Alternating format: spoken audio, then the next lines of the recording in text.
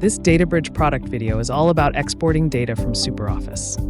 After you have watched this video, you'll be able to export all the data you need from SuperOffice, even the data from custom objects or user-defined fields. Every export from SuperOffice starts with a SuperOffice selection that contains the data that needs to be exported.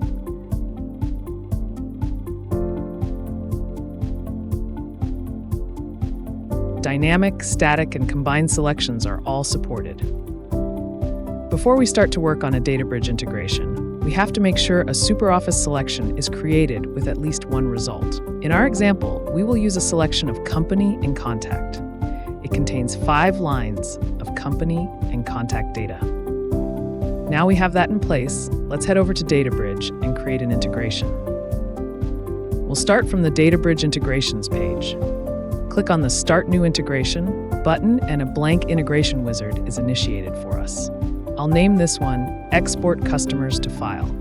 As the source, I select SuperOffice CRM Online. When I select it, it is automatically connected to your SuperOffice environment for you. As destination, I select Email. This will send the file that will be created to an email address of your choice. Let's send this one every week to one of our coworkers.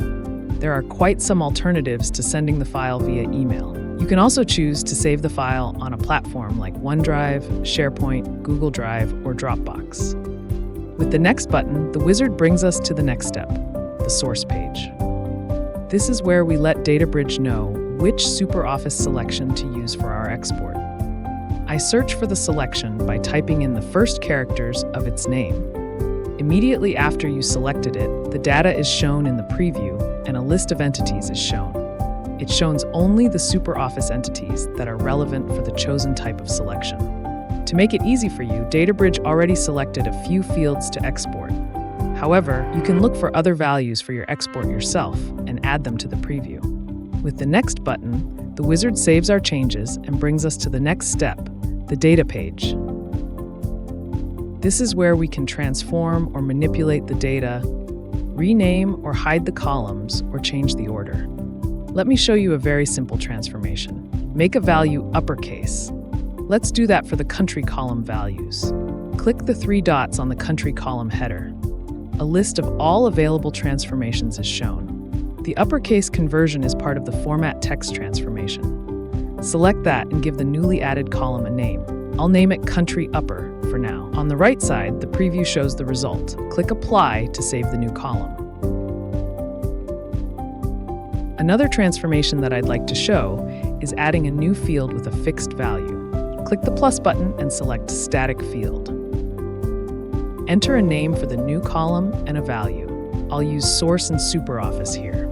Then click Apply again to add the new column. On the right side, the transformations list now shows our 2 brand new transformations. With the Next button, the wizard saves our changes and brings us to the next step, the destination page. Select the type of file that you'd like to create. I'll select Spreadsheet for now. As the file name, I use Updated and New Companies and Contacts. The Next button saves our changes again and brings us to the Process page. Here is where we specify when the export file is generated and the email is sent. Since in our example case we want it to be sent out once a week, I'll select Mondays at 8 a.m.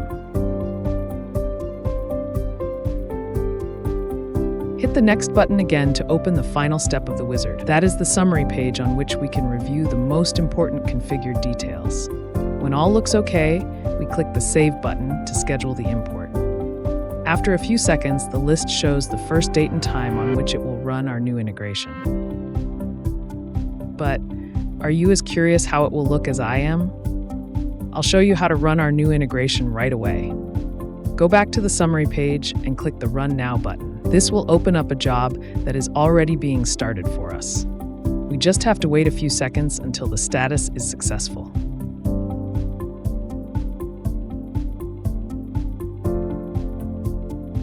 Let's see if the email arrived in the inbox. Yes, it did, with the attached file that shows the companies and contacts.